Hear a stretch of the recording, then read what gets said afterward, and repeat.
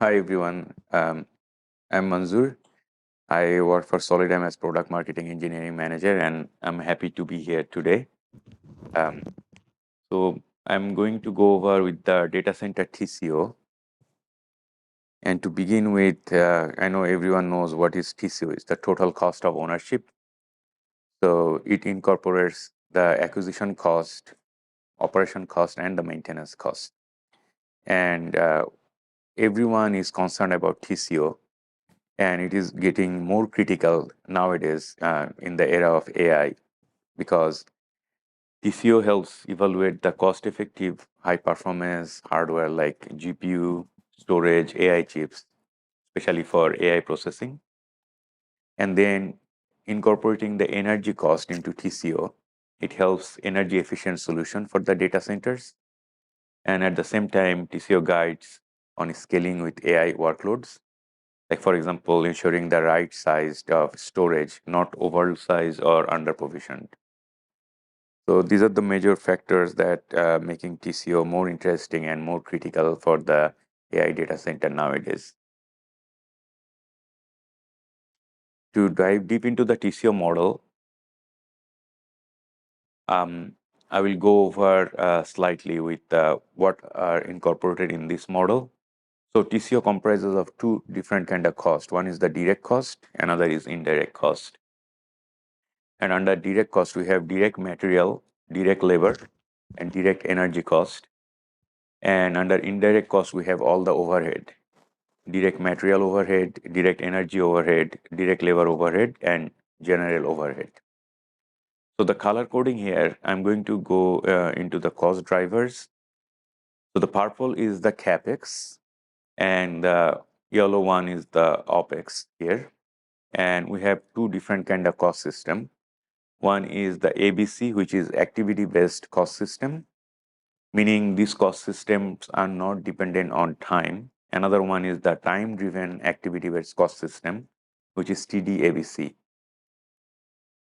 So under direct material, we have the storage cost, which are the storage drive SSD or HDD, and then non-storage cost, which are incorporating the CPU, switch, router, everything else, DRAM in the non-storage cost.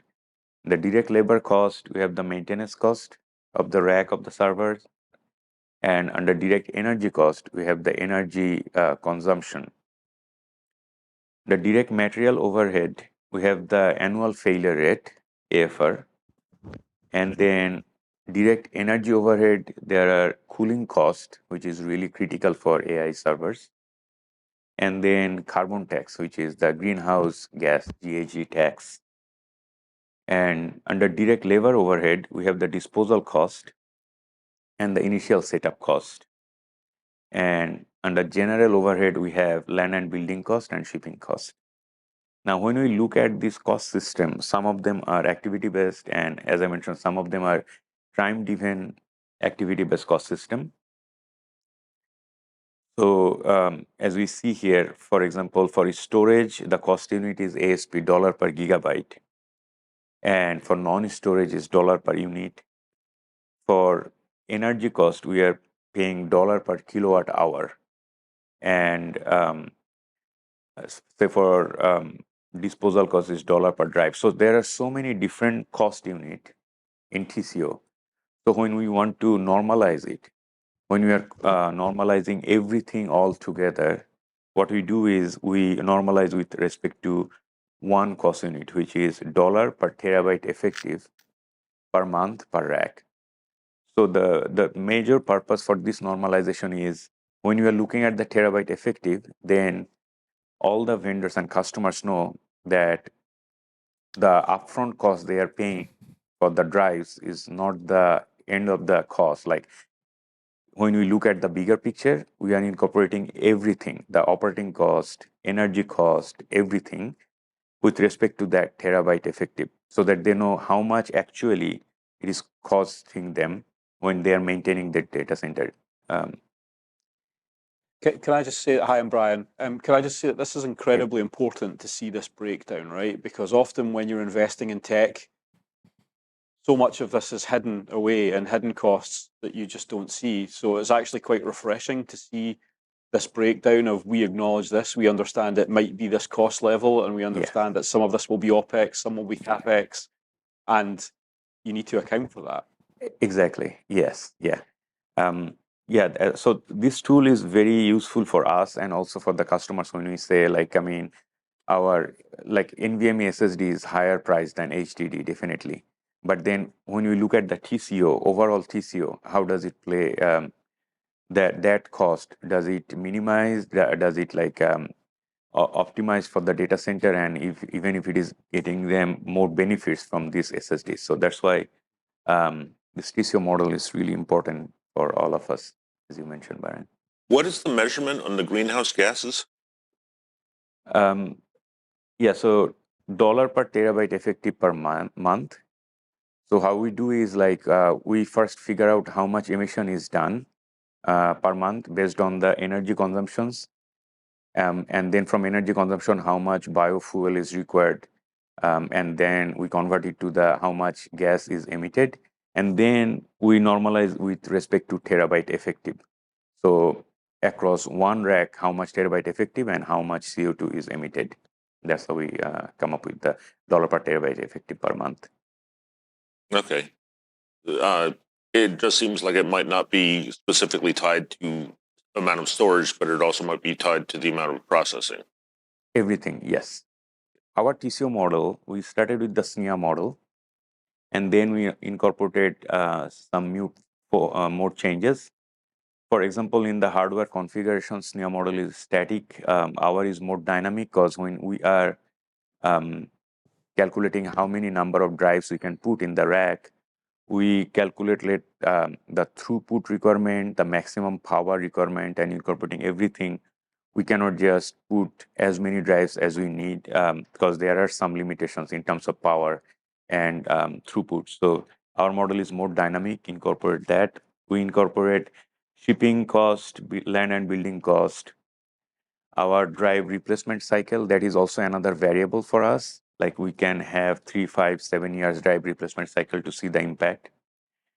And difference wise, also we have the advanced defense, like workload mix. We can have different kind of workload mix.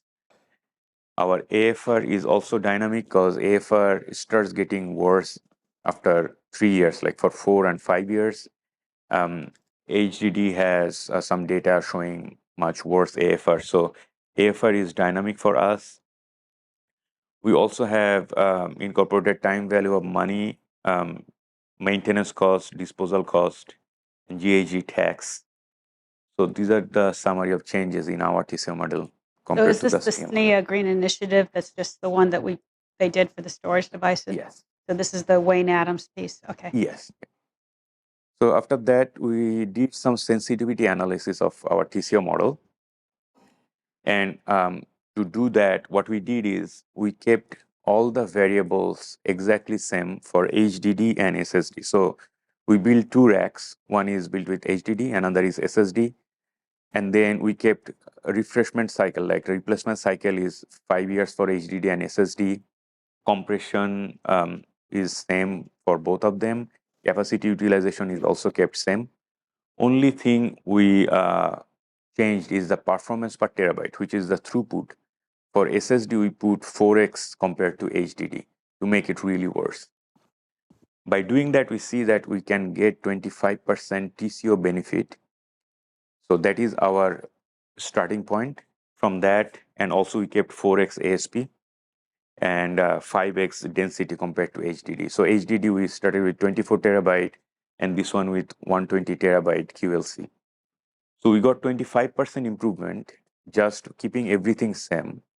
And then we started changing one variable at a time. Like for example, top left side, we changed the SSD replacement cycle from 5 years to 7 years and keeping HDD 5 years. And we see that we get like from 25% to 47% improvement. So 22% improvement by changing just replacement year.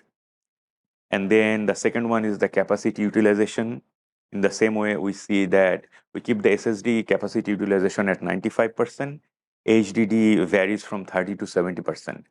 and the improvement of TCO from 25% to 67% improvement we see. Similarly, inline data compression from 1 to 5x data compression, we are seeing 25% to 84% improvement. So in summary, we found that all these variables, replacement cycle, capacity utilization, and inline data compression impacts the TCO heavily when we are having high density SSD. Yes. In the first graph on the left side, will SSD last for 7 years? Mhm. That's also a question considering it's a QLC one. Right. So we have some use cases. First of all, endurance-wise, what you were mentioning, right? Lots of the customers not even meeting the 50% of the endurance that we are offering, the petabyte written. Second one is our ASIC and other things. When it is coming to electronic design, they are designed for 7 years. The PLI cap might be a concern in the SSD, but in our evaluation, our PLI cap can sustain 7 years as well. We're seeing some of the vendors move their life cycle to 7 years. And the biggest impediment right now that we've seen is the depreciation schedule in the enterprises. And they're at a 5-year depreciation schedule, but they are moving to 7 years with the solid state devices. Okay. Yeah. What about MTBF? Has that been considered? 2.5 million years. Yeah. 4.5 million years? Sorry, million hours. I was like, whoa. It should be amazing, right? Yeah, yeah. So as we mentioned, the capacity utilization, the activity factor Yeah. of the SSD is important. When we are comparing here, so HDD is offering 550 terabyte per year. If you convert that to SSD, we are 13x, we are offering 13x more compared to HDD offering. So in that way, meantime, before failure, our 2.5 million hour is sufficient enough for 7 years because the activity factor, the SSD will not be active that much compared to HDD because our performance is much more higher. So even if the HDD is 100% time active, our SSD will be 20% or less than 20% time active to provide the same performance. I think that's the mechanics more so, right? Yes. So because there's less mechanics. That's another thing, less mechanics, yes. Yeah. Less mechanical part. Now we look at the other factors is idle power, active power, and duty cycle. So what we found is idle and active power is not impacting the TCO for high density QLC that much. And the major reason is when we are talking about high density QLC and when we look at the TCO, more than 80% of the TCO is comprised of Capex. So less than around 15% is the Opex. So even if the power improvement is there, even though power is very critical for data center, and we will look into it in details later. When we are looking at the dollar per terabyte effective, it is not impacting significantly on the TCO of the high density QLC.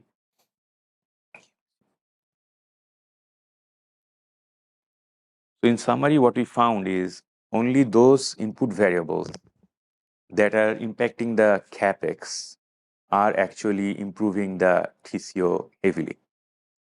And as we see here, the first 4, inline data reduction, redundancy, capacity utilization, and replacement cycle, they are impacting the Capex of high density QLC.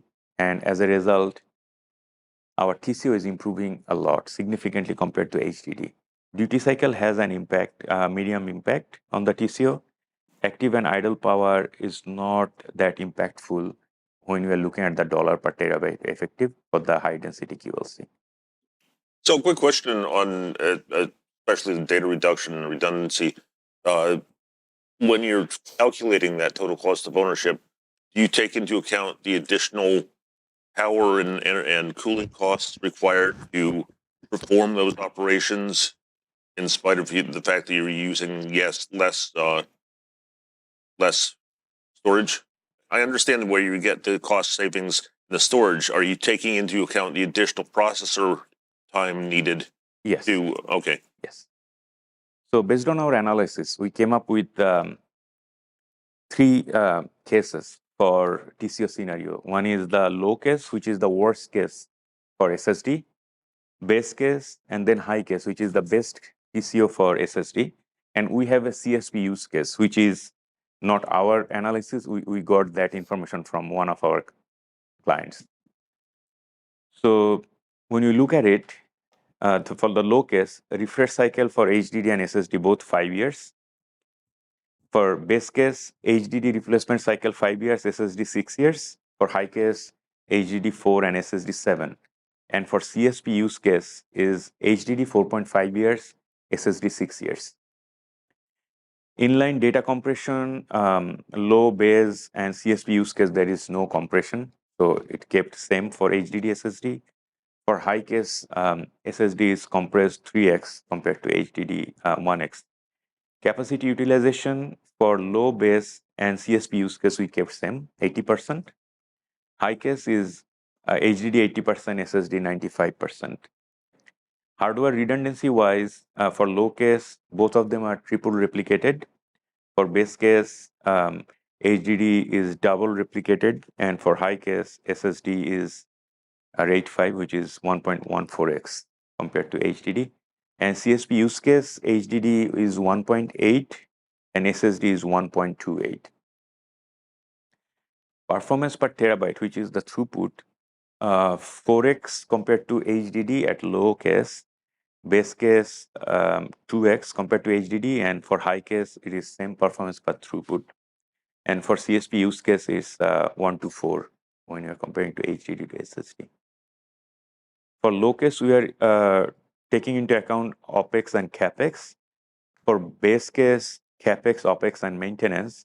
For high case, we are incorporating all of the things, Capex, Opex, maintenance, CO2, land and building, disposal, and shipping cost. For CSP use case, we are just using Capex, Opex, and maintenance cost. What is your measurement on performance per terabyte? This is the throughput, like what is the target throughput, and then we are offering from the target throughput for HDD, and then we are just increasing it for SSD. I see. Yeah. So, question: the overall crown for your use case for spinning Rust HDD is deep and cheap. So you're saying has Solidigm solved that deep and cheap? Yes, we have some solutions, and we'll. You challenge that. You say you can replace deep and cheap spinning Rust with SSD. Yes. Okay. What does the green mean? So green means changes. So if each row. Oh, okay, got it. Like from with respect to low case. Okay. Yeah. And what is CSP? Over on the final column. Cloud service provider. Yeah. Cloud service provider. Okay, thanks. Yeah. So based on low base high cases, we have the high density QLC TCO result. So for base case, we are seeing compared to HDD 24 terabyte, our ASP value is 4x HDD versus QLC. So ASP is 4x higher. But we are looking at the total TCO. And for base case, for 120 terabyte, we have 30% TCO improvement compared to HDD 24 terabyte. 196 terabyte is a hypothetical number for future SSDs, and we can get even improved TCO result for base case. For low case, which we discussed before, at 4x ASP, we are seeing 30% TCO degradation compared to HDD 24 terabyte. And for CSP use case, which is the real use case, we got the input from our CSP clients. 120 terabyte is 20% TCO improved compared to HDD 24 terabyte. And for high case, we are seeing 70% TCO improvement compared to HDD 24 terabyte. So based on this TCO analysis, we believe upcoming high density QLC can deliver the standard storage SSD value. Could you do me a favor, flip back to the prior chart? Sure. I just want to look at what Yes. the base case included here. Again, CapEx, OpEx, and maintenance. Okay. Sorry, yeah, Oh, yeah. just to be clear, because those QLC drives are much larger, but it's effectively the price per terabyte and not the total capacity, of course. Because it always makes sense that the 120 is cheaper per terabyte compared to the Yes. HDD, of course. Yes, but the capex is really high. If you see, the purple is the capex. Yeah, Right.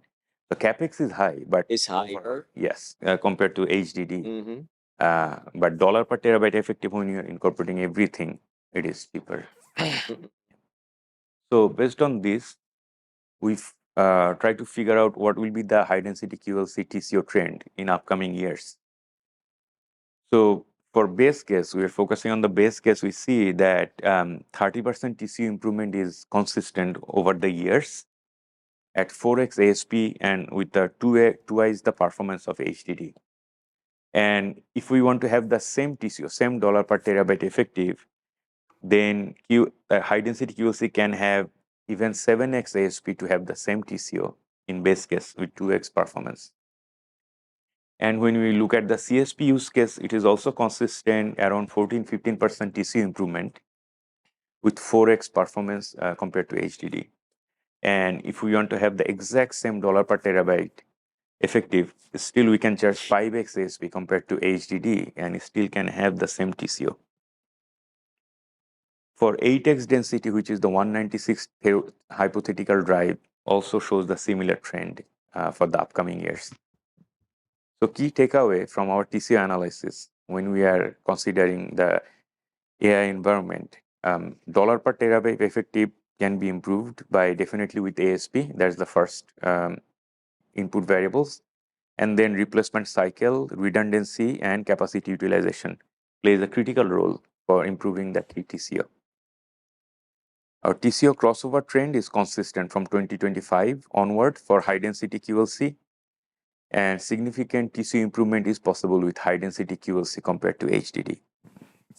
And next gen QLC SSD market outlook looks really promising for high density QLC because it is offering enhanced performance compared to HDD. It has a longer replacement cycle and lower TCO.